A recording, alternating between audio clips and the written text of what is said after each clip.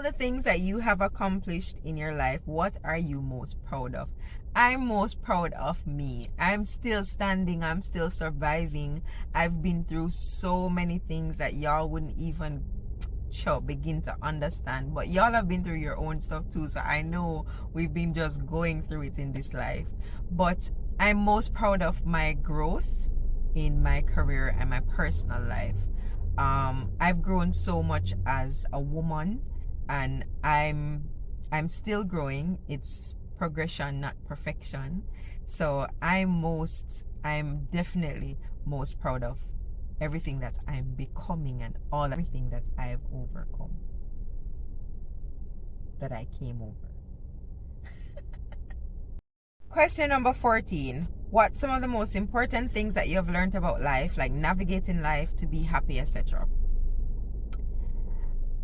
Some of the most important things that I've learned is believe in yourself and your own ability to make the right decisions for you. So even though you're gonna get advice from others, you're gonna seek counseling, whatever, ultimately the decision is yours. So you need to trust yourself. Weathering the storm, whatever storm you're going through, it's temporary. It's not permanent. It's whatever is happening to you is not permanent. So don't get caught up in the moment of things happening to you, whether it's good or it's bad. You go through it, let it flow, and you move on to the next stages, because that's what life is about. That's how you navigate through life. You go through, and then you get through, and you move on to the next thing. That's how I've been doing it, literally taking it one day at a time, one step at a time. Happiness is coming from within. It's not from another person. It's not from a situation. It's not tied to your job. It's not tied to money. It's tied to you consciously making the decision that you're going to be happy regardless. You're going to make the best of the situation regardless of what it is and regardless how hard it is, because that's how you're going to navigate through life. That's what I've learned. That's what have kept me. Question number 15. When was the last time you cried? Yesterday. I cry almost every day and I don't know how I can bawl. So I bally. I cry a lot. Not because I'm wicked. It releases tension. And whenever I'm going through, like right now, there are some storms that I'm weathering that, yeah. And sometimes I get overwhelmed. Sometimes I don't know how to, or I'm not navigating through the days as best. My boss, I want cry because it helps. It doesn't mean that I'm weak, but I do cry a lot. I cry when I'm happy, when I'm sad, when I'm tired, when I'm overwhelmed, when I'm overworked, when I'm underpaid. I'm just like, ball, no problem. Tear gland them too active.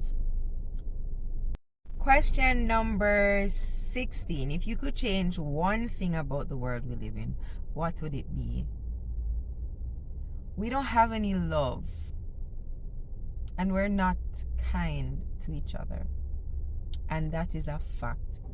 We are so mean and heartless. Sometimes we don't lead with love, and we don't lead with kindness, and I wish that we had more, and we had more patience with each other. So love, kindness, and patience. That's what I'd change in every mankind on this planet if I could. Everything would be different. Everything would be different. Start with you. Start with me. Let's start. Loving, kindness, more patience. Even with me and my driving, boy, I need to be more patient. I need to be more kind. But sometimes them dry out. I digress. Do you ever over-compromise in a relationship, and how much compromising do you think is too much? Me when I ask them question, I definitely over-compromise.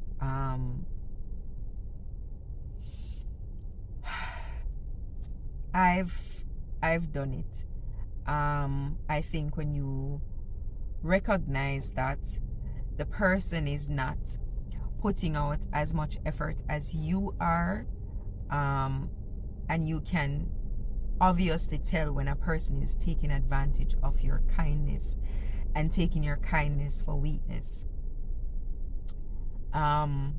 We overcompromise maybe sometimes because we love the person, maybe because we love the person more than they love us. We see it, but because of the love that we have, it overshadows everything, not remembering that they also need to love us back. It's a mistake that we make in relationships, thinking that our love is enough. It's not enough. One person's love is not enough to carry the relationship anywhere.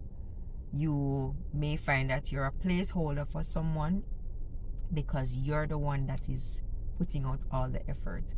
I've overcompromised in a lot, and because I tend to brush things under the rug and not deal with it because I don't want the person to leave. As you get older, you're no longer afraid of people leaving. You actually want them to leave because sometimes, most of the times, you realize this doesn't make any sense, or they're not giving as much value as you would want them to give. It's not benefiting you in any way, and so you need to lift up, no matter what the history is, no matter what the situation is. Not if you go left your person, no. I'm just saying, analyze your own situation, and if it is not making you better, if it is causing too much pain and sorrows and bawling and regret, maybe you do need to go. So I've definitely overcompromised in relationships, and yes, sometimes compromising can be too much if it's not reciprocated. So you need to learn if it's being reciprocated or not, and how much are you willing to take and sacrifice of your own happiness. All right, guys, thanks so much for those questions, all of 17 of them. I hope I answered satisfactorily and you were able to get to know me a little bit more. Thanks so much for your question.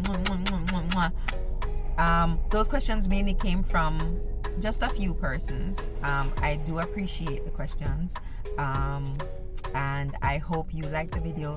Please subscribe, like, share, comment.